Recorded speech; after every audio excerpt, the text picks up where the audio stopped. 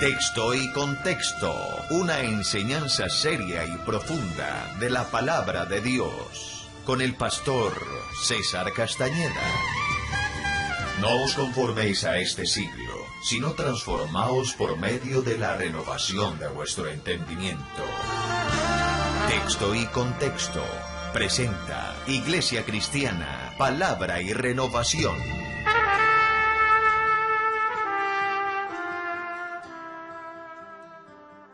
¿Cómo fortalece Dios nuestra fe? Usted puede estar pasando hoy situaciones en donde la fe suya está siendo puesta a prueba. Y vamos a mirar en qué etapa de la fe va usted.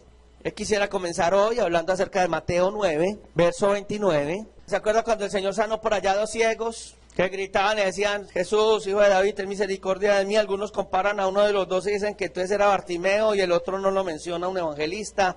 Otro dice, no, esa parte, el caso aparte, pero parece ser que sí era ese momento. Y dice que cuando él llegó a casa, vinieron estos 2 ciegos y le estaban pidiendo misericordia. Hijo de David, tenga misericordia de nosotros. Él dijo, ¿qué puedo hacer? ¿Ustedes creen que yo lo puedo hacer? Y ellos dijeron, sí, Señor. Tocó los ojos de ellos diciendo, conforme a vuestra fe os será hecho. La escritura ya en el verso 30 nos va a decir que los ojos de ellos fueron abiertos, y ya el Señor pues colocó una prueba en ellos, que es, vayan, no le cuenten a nadie.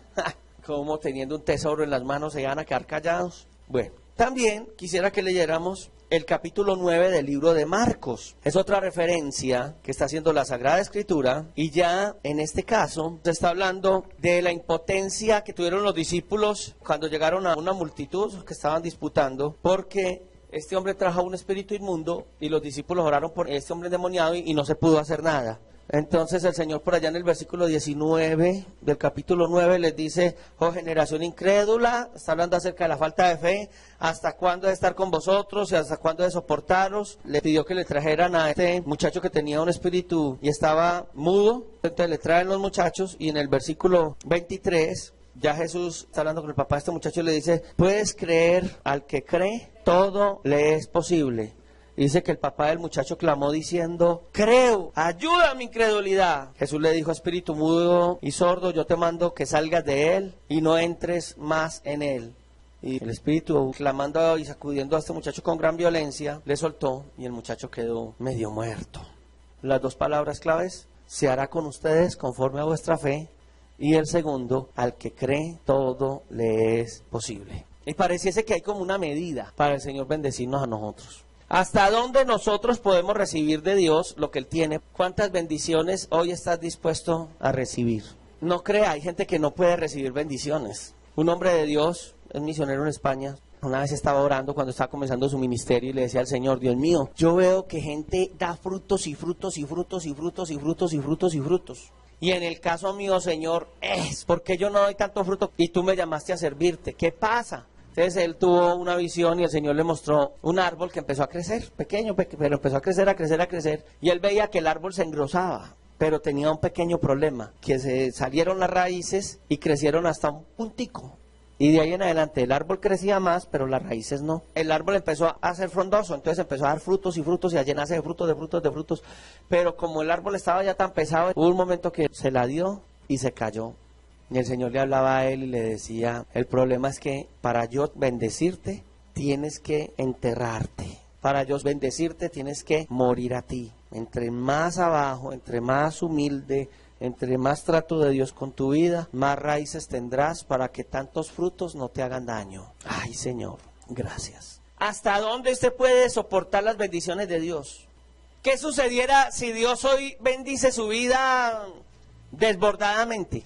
Usted pasa de ser una persona de tener unos ingresos pequeños a tener unos ingresos 20 veces más grandes. ¿Qué haría usted si se ganara 20 veces lo que se gana hoy? Permanentemente. Piense. Dígale al Señor, Señor, descubre mi corazón. A lo mejor usted en esta hora no lo dimensiona, pero ya más de uno, me compro un carro, me voy de viaje, me doy el gusto que no me puedo hacer, me pongo por aquí, me pongo por allá, me quito por aquí, me quito las arrugas, me hago la lipo. De hecho, mire que personas que de la noche a la mañana mejoran su calidad de vida, terminan en esas. ¿Qué sucedería si Dios le empezara a usar a usted bastante?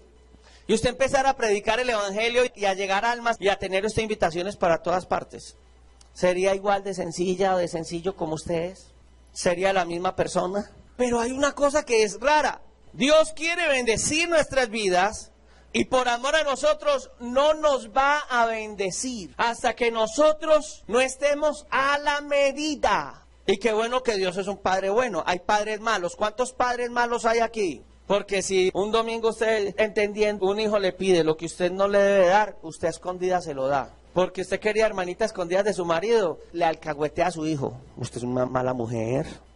Y el esposo dice, no lo vamos a hacer. Y usted dice, está bien mi amor. Y por debajo, mala mujer. Y si tiene con su esposa un convenio y están solo con los muchachos, y es que su mamá es muy cansona, vaya, hágalo. Mal hombre. Eso pasa. O solamente pasa en las películas, pasa en TNT. Es que padre le va a dar al hijo algo que le haga daño. En el caso de Dios, nunca nos va a dar lo que nos va a dañar. Así le hagamos pataletas y le digamos que Él es injusto. Dios sabe cómo nos lleva. Pero Él dice, en la medida que creas, yo te bendigo. ¿Qué es creer en la palabra? ¿Un asentamiento intelectual? No, creer en la palabra sería creerle a la palabra y vivir de acuerdo a lo que me habla que debo de vivir.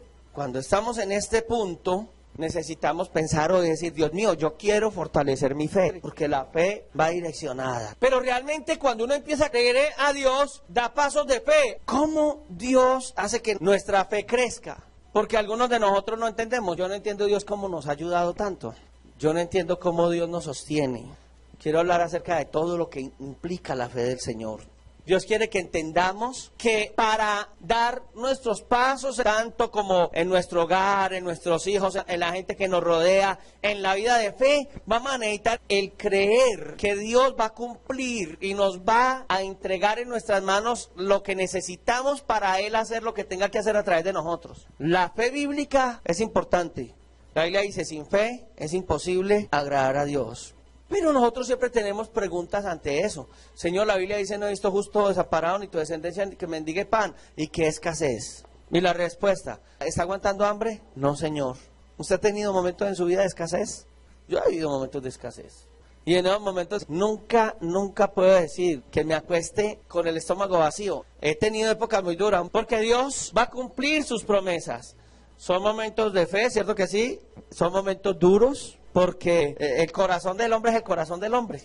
Y uno al ver a otros, al ver la familia, al ver el mundo, le dice uno al Señor, Dios mío, ¿y por qué ellos están comiendo ese pavo que se ve allá en esas mesas? Ay, qué pavo tan bueno. Y aquí nosotros comiendo carne de la más cara del marrano, o sea, cachete. Pero no es problema. Ahora, Él lo quiere hacer, pero Él también quiere enseñarnos principios especiales. Es cuando tenemos preguntas, el por qué estoy pasando esto, el Señor nos va a decir porque te estoy llevando en un proceso. Y ese proceso que vas a atravesar es para que me glorifiques en medio de él. El problema es saber en qué parte del proceso estoy. Y voy hoy a mencionar las etapas de la fe y semana tras semana vamos a entrar a hablar de cada etapa, cómo superarla y qué situaciones se viven. La primera etapa es cuando yo llego al Señor y es encontrar cómo caminar. La Biblia dice, yo soy el camino, la verdad y la vida. Lámpara es a mis pies tu palabra y lumbrera mi camino. Significa, Él es el camino, pero a veces estoy tan ciego que no veo. Entonces el Señor me va a iluminar por donde caminar, que es la lámpara. Y la lumbrera es que el Señor me va a mostrar hacia allá, hacia el fondo, para yo tener una visión más clara, porque a veces andamos como ciegos. Y les decía uno estos jueves a los hermanos hablando de las 7 luces de la dirección de Dios, que a veces nosotros caminamos por el campo y en el campo si uno no tiene algo con que mirar el suelo es peligroso, es más si va en tierra caliente porque una serpiente. Pero si también no tiene una buena lámpara que lo ilumine más lejano, puede uno desviarse y queda en peligro. Entonces lo normal es que cuando va uno con otro al lado, lo bueno sería que él tenga una lámpara que ilumine hacia adelante y otro para que no vaya una víbora o algún animalito de esos a afectarnos. Sería la mejor manera de caminar por el campo.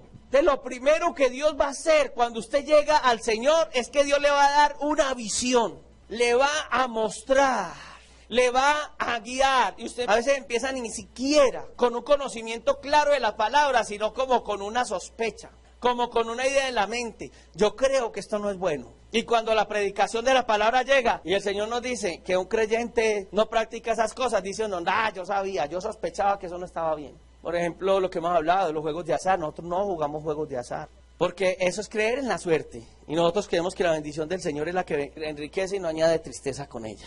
Esas cosas están ahí y el Señor empieza a decirle, no haga esto. Y uno dice, yo tengo como la sospecha que no está bien. Y cuando uno lo escucha por la palabra dice, gracias Señor. El Señor también coloca cosas como esta, el deseo de servirle a Él. Y hay gente que el Señor va a utilizar en su obra y que tienen en su corazón esa certeza y dicen, yo no sé por qué, pero yo creo que Dios a mí me va a usar predicando el Evangelio. Entonces el Señor lo va a colocar y nada va a pasar hasta que yo empiece a caminar en base al principio que Dios da en su palabra y en base a la visión que Dios me ha dado. La mira hay que colocarla en la meta. Cuando yo comencé el primer centro de rehabilitación, más adelante vamos a tener lugares para ancianos, niños y drogadictos. Yo lo comencé con 10 pesos. No tenía más en el bolsillo, pero le creía a Dios. Y llegamos a alimentar todo el grupo. Y no solamente alimentar, algunos hoy son predicadores del Evangelio. ¿Por qué? Porque cuando Dios va a orar, entonces empieza a colocar una inquietud en nuestros corazones. Y voy a colocar ejemplos bíblicos. ¿Qué fue lo que Dios le colocó a Noé? ¿Qué visionó Noé en Dios? El Señor le mostró hacer una barca y le dijo cómo. Entonces los hijos, venga por aquí. No, es por aquí. Hágala así, calafatela así. Coloquémosla acá. Entonces la vamos a hacer así. No, es que aquí van a caber animales, que vamos a hacer eso es un barquito. Aquí lo que vamos a hacer es hoy le llamaríamos transatlántico. Entonces, él visionó. ¿Y qué hizo la gente durante esos 120 años mientras él construía ese transatlántico? Este está loco. Hombre, por aquí nunca llueve y que va a caer un diluvio. Ni siquiera llueve. Eso que lo diga hoy Noé en los lugares que se inundan. Es una locura. Yo recuerdo cuando llevamos los muchachos a la iglesia y la gente decía, ustedes están locos, ¿qué van a hacer ustedes? Vamos a llevar muchachos drogaditos y muchachas prostitutas a una casa a vivir. Oiga, lo que van a montar es un prostíbulo. Y yo llegué a vivir con muchachos y muchachas en la misma sede. Y no era un prostíbulo. Hasta locos llegamos a tener. Locos. Que nosotros en la mitad del culto y pasaban desnudos por la mitad. Vaya, vistan a ese muchacho. Y la hermana, gloria a Dios. Y yo, ay, no, tápenla. Vaya, vistan a Julano. Y alguien dirá, uy, eso es una aberración, hermano. Eran gente que necesitaba de Dios. Y algunos de esos locos hoy predican el Evangelio. Sobre poco les voy a traer un es loco de esos que es pastor de varias iglesias y de centros de rehabilitación. Y andaba con costal al hombro y estaba loco, perdido, hermano. Noé era un loco para la gente de su generación. Se burlaban de él. Ya te oiremos otro día, loco.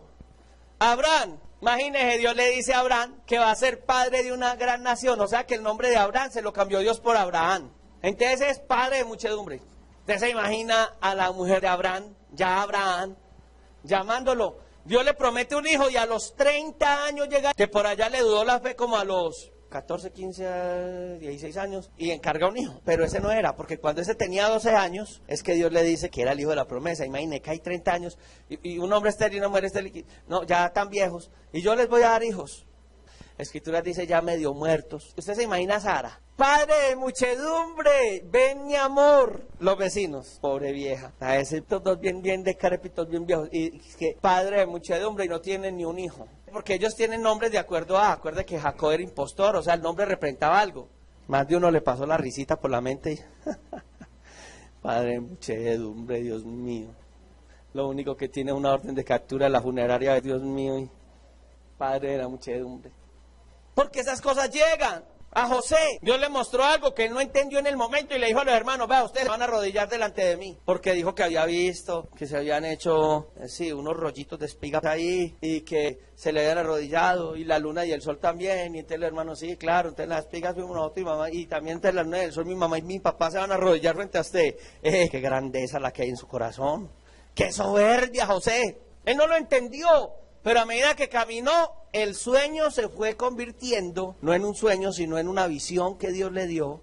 No era un sueño como tal, como los que andan por ahí soñando, sino fue algo que Dios le mostró y esa visión fue tomando forma. Pero fue muy duro. Lo venden los hermanos como esclavos, lo recibe un señor. En ese lugar ese hombre se convierte en administrador principal, pone a producir todo. Y dice José, ahora sí, qué bendición. Y cuando iba para lo arriba, la mujer de ese hombre enamorada de él y dice, me iba a violar. ¿A dónde termina José? En la cárcel. Ay, nadie lo miraba. Era un preso más. Allá podrían los presos en las cárceles.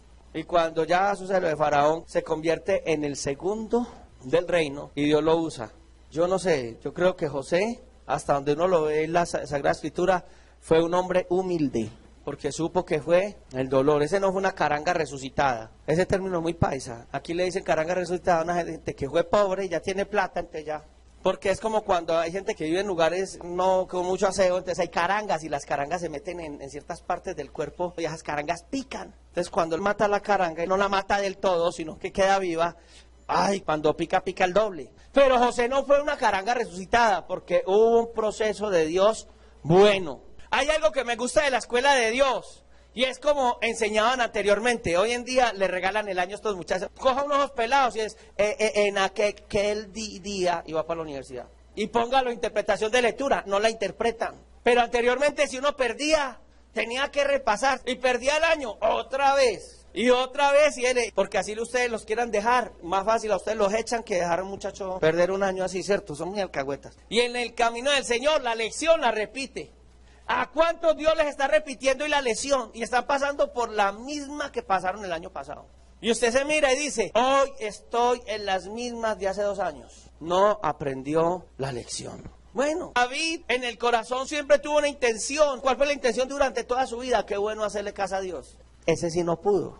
Hizo hasta los planos. Solo su hijo pudo. ¿Por qué no lo logró? ¿Por qué no se realizó en él lo que Dios quería hacer? Se contaminó.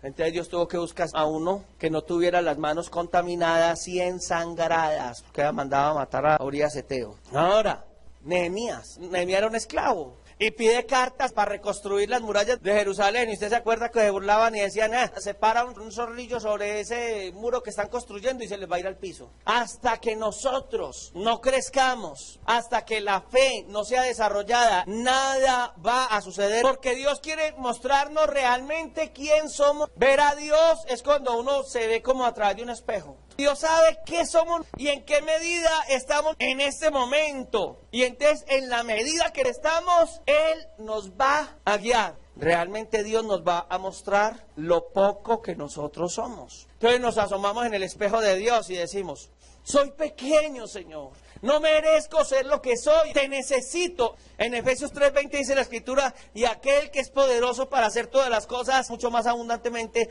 de lo que pedimos o entendemos, según el poder que actúa en nosotros. Él tiene toda la autoridad para formar lo que quiere hacer, y está hablando acerca de lo que quiere hacer en la iglesia como tal, en cada uno. Todo lo que viene de Dios va a demandar fe, y es una fe diferente a la fe humana. Todos tenemos fe. Usted le dice a una persona, mañana nos vemos. Los más espirituales dicen, si Dios quiere. Esa es la fe natural. Pero hay una fe que es la fe de Dios. Y la fe de Dios es diferente. Porque es creer que Dios va a hacer lo imposible. Yo tengo fe que Dios nos va a ayudar con este local. Pero a nosotros como iglesia, yo creo que Dios nos está tratando, porque me decía esta semana, César, es que no estoy tratando solamente contigo, estoy tratando con la iglesia. Hay gente que no gana almas, que ni para un lado ni para el otro. Y ahí vendrá el trato con cada uno. Como iglesia, Dios trata con todos nosotros. Entonces, en medio de estas cosas, vemos que lo que viene de Dios va a demandar que tengamos cosas de Dios. La Biblia dice que lo que no procede de fe es pecado. Todo lo que usted hace para ayudarle a Dios está mal. Para seguir a Dios hay que morir a lo que nosotros somos. Hay que morir a lo oculto y lo vergonzoso. Hay que morir a aquellas cosas que no le agradan a Dios. No podemos hacer trampa, porque manejamos a veces una imagen de piedad, y en el trabajo, en el lugar donde nos mantenemos, en nuestra familia, somos unos diablos. Y venimos a la iglesia con una imagen que no es, que cuando el Señor nos coloca frente al espejo de Él, nos vemos tal cual somos, abominables. Perdonen el término que utilizo. Entonces en la iglesia somos, ay no, gloria a Dios. Casi que todo el mundo nos va entrando en alas. Aquí somos, no queramos un plato. Y en la casa vuela la vajilla. Un esposo me decía, yo no sé qué le dan a mi esposa en la iglesia, pero viene endemoniada. Terrible. Cuando Dios empieza entonces a mostrar qué quiere y qué cosas en nuestra vida a Él no le agradan, yo tengo que tomar decisiones. Y la decisión que tomo en Dios, a veces no la tomamos bien. No es que Dios nos habla en un culto y usted dice, uy, eso es verdad. Habla Jehová. Bueno, vamos a decirle al Señor en esta hora que hoy sí. Y por enésima vez, Señor, hoy sí. Y si a los 8 días o 20 días o al mes Nos vuelven a predicar el mismo mensaje, un mensaje parecido. Pasamos al frente y le decimos, hombre, qué ingratitud la mía, Señor. Porque nos gusta mucho reconocer lo que somos. Cuando éramos de la tradición nos encantaba el yo pecador. Por mi culpa. ¿Cuántas veces por mi culpa? Había gente que iba a misa de gallo, por la noche todavía estaban por mi culpa y por mi real culpa. ¿Y qué tiene eso? Solo reconocer. Hay que tomar entonces decisiones. Cuando no despertamos y nos ponemos en acción, estas cosas no van a funcionar. Santiago nos está diciendo, el que pida con fe, pedir sin dudar, porque el hombre de doble ánimo es inconstante, pero la antigua versión dice inestable en todos sus caminos. Y me llama la atención esto que tiene relevancia en este sentido, que uno ve que hay gente que no es constante en las cosas de Dios, porque hay gente así. Dios me lleve, Oiga, ¿y saben que fe también es un verbo? Y es más, es un verbo activo, no pasivo. Yo entonces tengo que tomar decisiones frente a. No es algo que puede llegar de cualquier manera. Para hacer las cosas, podemos decirlo en fe, debo tomar tiempo. Debo de invertir dinero. Debo de colocar en tela de juicio mi reputación. A ver, Señor, si me gano tanto, entonces lo hago. ¿Qué tal que le diga, Señor, lo voy a hacer? No sé cómo. En el principio no hay fe, porque si me llega lo hago. En el segundo si hay fe, yo lo voy a hacer. ¿Cómo? No sé. Si tú me guías de acuerdo a lo que tú has trazado y a lo que veo en tu palabra, lo voy a hacer. ¿Cuál es la excusa para una persona no ir a la cárcel? ¿No dice la Biblia que debemos visitar a los presos? ¿Por qué usted no visita presos? Es que yo no gano lo suficiente, a duras penas vengo a un culto 2 al mes. Error. Mi papá visitaba Bellavista y se iba trotando porque fue un momento muy difícil. Decisiones. ¿Qué impide que tú camines con Dios y hagas lo que tienes que hacer? Porque para otras cosas sí invertimos tiempo. Todo es de decisión, es de determinación y es de tomar prioridades. ¿Qué es prioridad en tu vida? El trabajo. Y ojo con los que trabajan independientes, que ese es el peor problema que ustedes tienen. El que trabaja independiente sacrifica más fácilmente la familia que lo que sea. Y a Dios. Domingos, en semana. La Biblia dice todo tiene su tiempo. Y en la vida espiritual, no nota gente que, por ejemplo, en el caso de nosotros que vamos a grupos de crecimiento, hay gente que una semana están y a la otra semana no. ¿Qué pasó? No, es que me cayó una chambita, ay hermano, y Dios es el último. A uno no le dicen Dios es el último, pero tus hechos hablan tan duro que no me dejan escuchar tus palabras. Usted puede decir que Dios es lo mejor para su vida, pero en sus hechos usted demuestra que a usted no le importa. ¿A quién le duele? Al que la está haciendo. ¿A quién le duele? Al necio.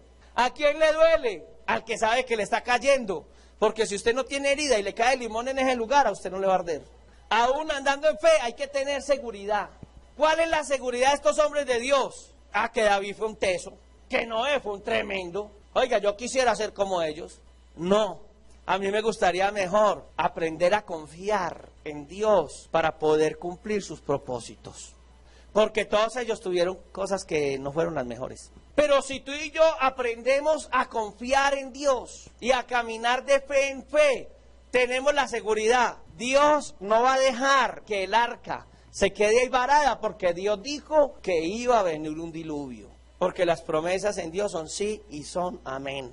Y usted puede decir, yo sé con claridad que esto que el Señor me colocó a hacer va a funcionar porque Él trató con mi vida. El matrimonio es una decisión difícil. Hoy la gente le da miedo a casarse. Pregúntele a todos estos pelados, por ahí hay algunos que si se quieren casar. La mayoría de los jóvenes dicen no. ¿Por qué? Porque de pronto, yo conozco matrimonio, no, el matrimonio no es para mí. Pero les encanta tener novios o novias. No estoy diciendo por las de acá, estoy hablando en general. A usted le encantan los novios, sí, no se quiere casar, no. Va a terminar fornicando. A usted le encantan las mujeres, sí. Y se va a separar de la suya, sí, se va a volver un adúltero. Es que no me la aguanto. Y habla uno con ella y no se lo aguanta a él. Ahí hay un problema. ¿Cuántos matrimonios hay acabados? Porque no fue en la voluntad de Dios. Se casaron en yugo desigual. Imagínese casarse y cuando llega el problema, la conciencia. Usted sabía que se casaba con ese hombre que no era de Dios. Usted sabía que casaba con una mujer que era lo que era.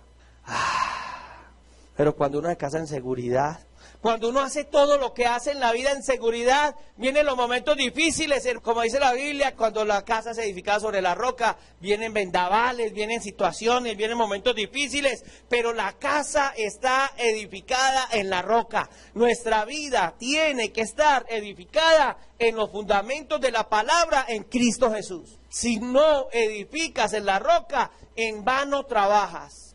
En medio de este proceso va a venir una tercera etapa, que es la etapa de demora. Y aunque Dios ha prometido cosas, muchas de ellas no se van a cumplir de inmediato.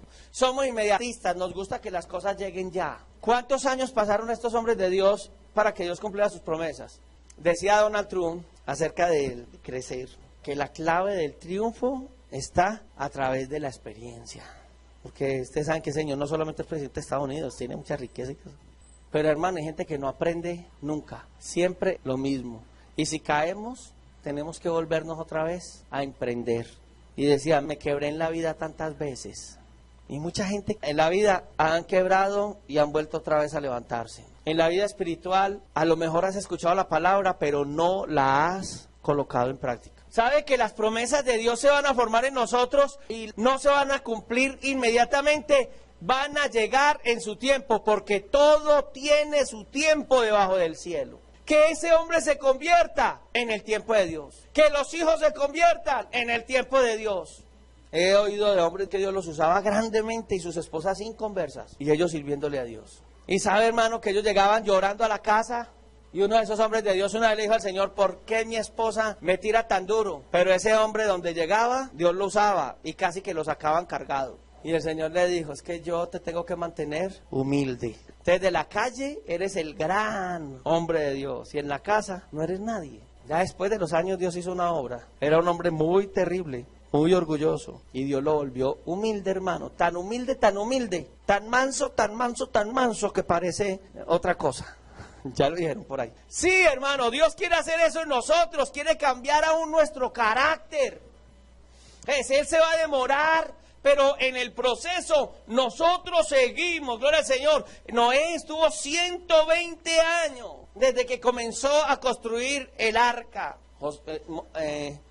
Abraham tantos años esperando un hijo. El pueblo de Israel esperó 400 años en Egipto. Y aparece Moisés. Y a los 40 años Dios lo lleva a ser formado. A los 80 años Dios lo empieza a usar hasta los 120. A los 80 salió al ministerio.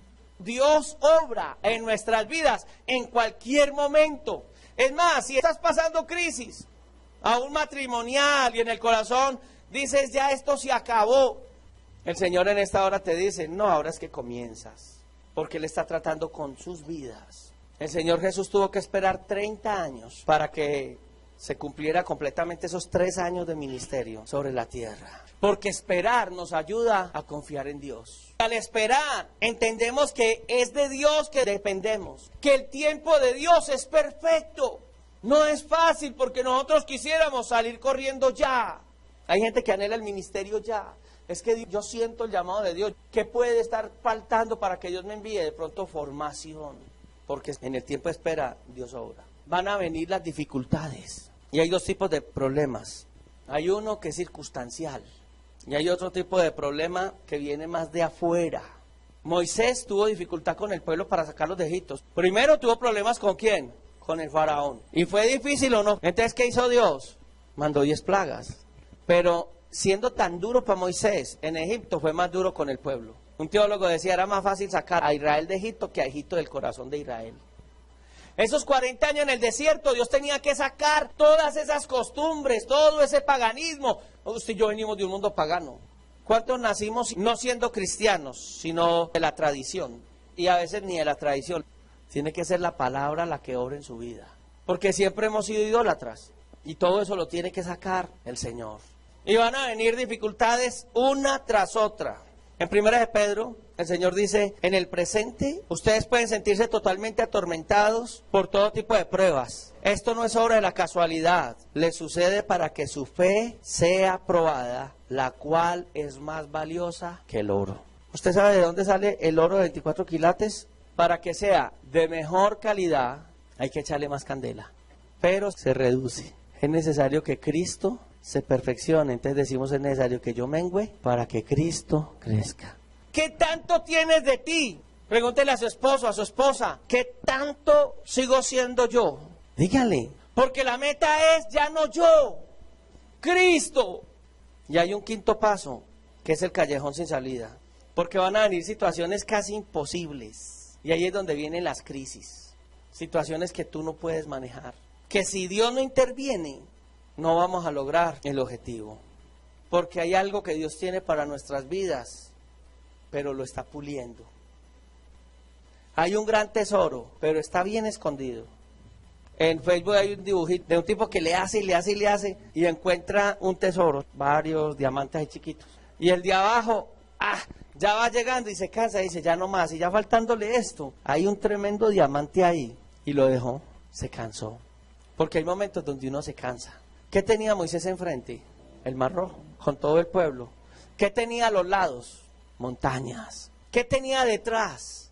En esa salida de Egipto, un ejército con Faraón que venían era a acabar con todo. ¿Y qué hizo Moisés? Clamó a Dios. No fue que él sacó la vara y venga, yo abro el mar. ¿Qué hago? ¿Por dónde pego?